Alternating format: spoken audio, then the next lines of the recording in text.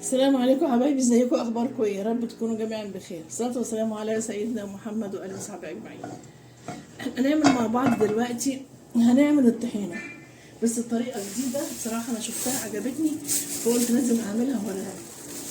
تمام. هنجيب دلوقتي ادي الكوبايه المعياريه. طبعا بنسخن الطاسه بس عشان ايه تبقى شويه كده. هنحط كوبايه سمسم،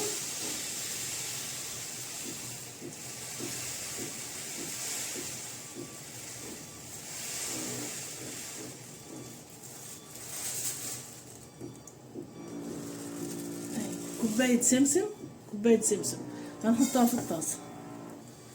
تمام. انا عملت نص المقدار اللي انا شفته، قلت ايه اشوفها الاول اجربها.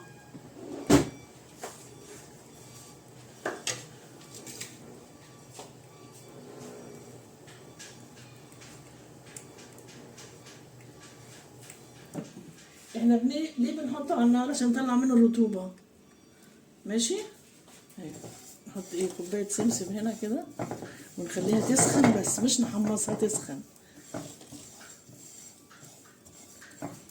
تمام. وهحضر نص كوبايه سوداني، نص كوبايه سوداني دلع. ماشي.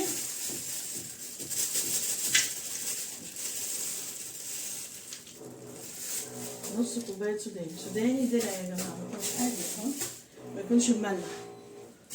تمام. انا مطيه النار خالص عشان ايه ما تتلسعش مني السمسم، ما يتلسعش مني. ماشي. يعني دي كوبايه سمسم،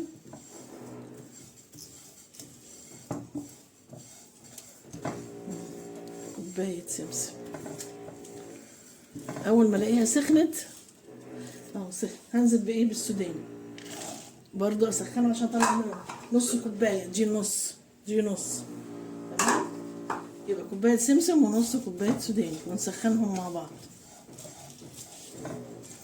هي طريقه جديده بس حلوه، يعني انا حاساها حلوه. هجربها معاكم دلوقتي وان شاء الله هشوفها بتبقى جميله.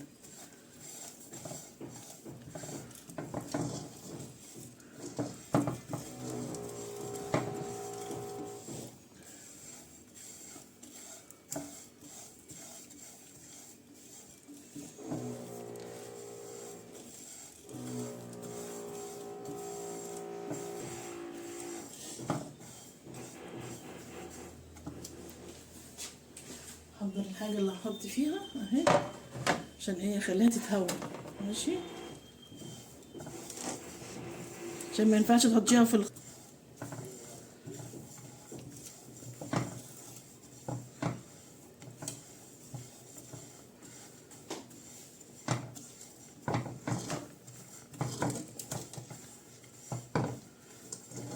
تمام كده. بس كده. هنحط بقى هنا ايه، هنحطها هنا ثواني وهنرجع تاني. دي التانية ونعاير بايه نص الكلب، كوبايتين ونص دقيق عليهم، نحط عليهم كوباية زيت، نحط عليهم كوباية زيت. تمام كده. ايه ونحاول نقلب بقى ده كله كده مع بعض عشان ايه الدقيق يتحمص كأنك بتعملي بشاميل.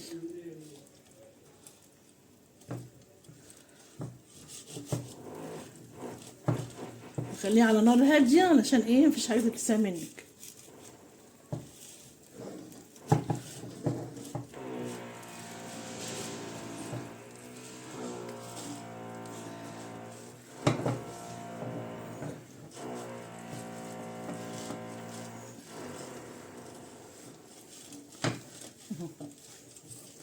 تمام كده. خليه على نار هاديه خالص لغايه ما تلاقي بقى لونه بامبا كده، او يعني اتغير لونه بس ما تغمقهوش.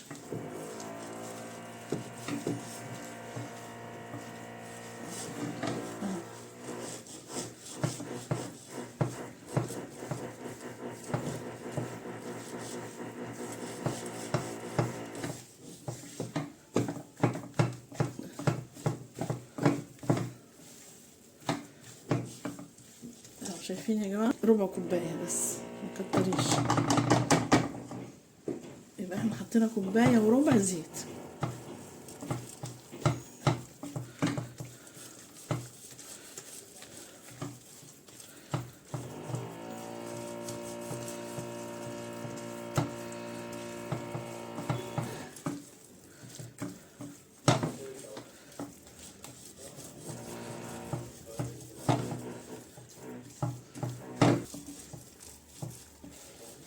وبتعمل معاكي كميه حلوه قوي.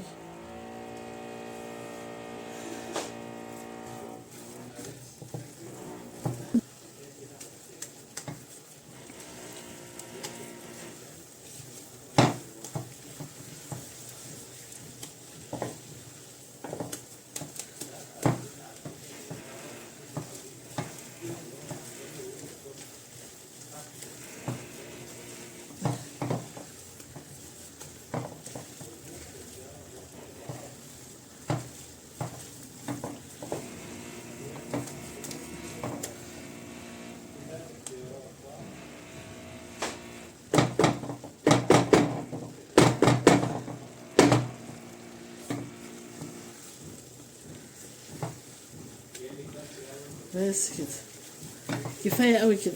تمام كده استوت بما فيه الكفايه. خلاص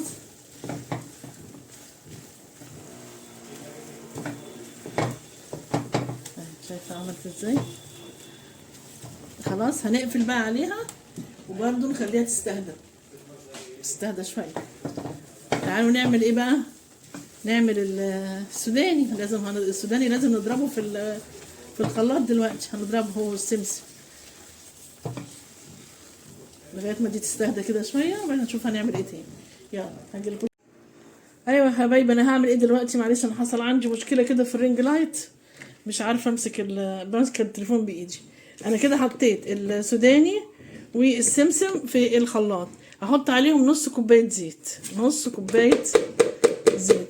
وهضربهم في الخلاط. تمام ثواني بس كده عشان انا ماسكه ثواني وهرجع لكم. بصي يا حبايبي خلاص انا كده خلصت الضرب في الخلاط اهو. تمام احطها بقى على ايه؟ على الدقيق اللي انا كنت محمصاه على الطاسه. الدقيق اهو انا حطيته في بوله كده كبيره. تمام هحط بقى ده على ده كده بصوا اهو. وبعدين هبقى اهي هقلب بقى كله مع بعض. بس طبعا عشان انا ماسكه التليفون بايدي ثواني بس هقفل وارجع لكم. ايوه يا حبايبي شوفوا انا عملت الطحينه اهي. معلش انا ماسكه التليفون برضو بايدي مش عارفه اعمل ايه بصراحه. شايفين عامله ازاي؟ تمام كده. وعملت منها عملت منها بابا غنوج اهو. شايفين شكلها عامله ازاي في بابا غنوج؟ ده بتحط لها الخل طبعا احنا بنحط لها خل وكده سلطه الطحينه. لما بتحط لها الخل وليمون وميه وكده بتفتح ازاي. هي هنا تحسي ان هي غامقه شويه بس هي مش غامقه، هي حلوه جدا. شايفين؟ وتقلها حلو ازاي. احطها في برطمان بقى. تمام واشيلها في التلاجة. ماشي. وادي بابا غنوج ده الانتاج اللي انا عملته النهارده. عملت طحينه وعملت بابا غنوج. ماشي. يلا متنسوش اللايك بقى يا حبايبي. يلا سلام عليكم.